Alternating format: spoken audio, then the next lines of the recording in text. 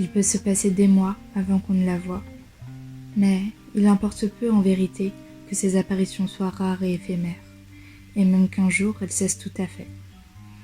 Il n'en demeure pas moins qu'elle est là, dans la ville, à tout instant présente, bien qu'invisible.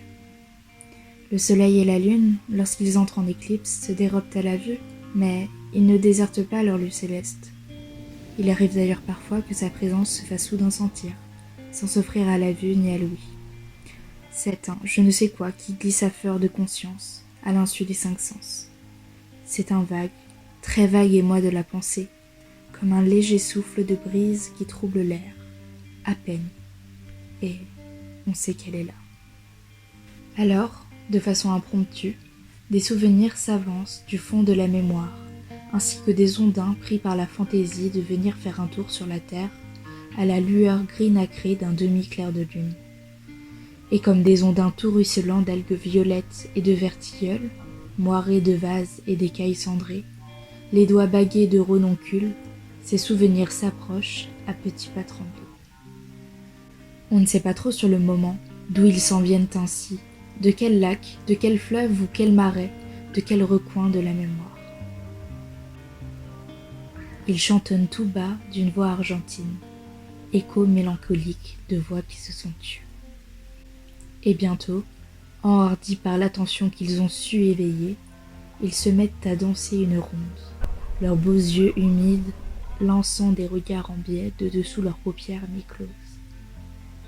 Leurs regards sont troublants, car ils sont aussi timides qu'insistants. Ils implorent ces regards remontés du fond de l'eau et de la vase, remontés du fond de notre oublieuse mémoire. Un peu de jour et de reconnaissance. Ils s'en viennent quêter la clarté du présent, un bref instant d'accueil dans la pensée et le cœur des vivants, afin de ne pas se dissoudre à jamais dans l'indifférence, l'oubli. Ils viennent se réchauffer à la chaleur des vivants, mais, plus encore, ce sont eux qui réchauffent les vivants. Ils nous apportent leur discrète chaleur, chaleur de cendre et de poussière, chaleur de larmes, souvent.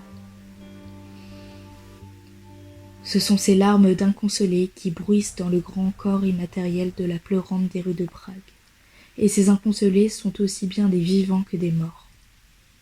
Cette pleurante boîte sans fin, entre deux mondes, celui du visible et celui de l'invisible, celui du présent et celui du passé, celui de la chair et du souffle et celui de la poussière et du silence.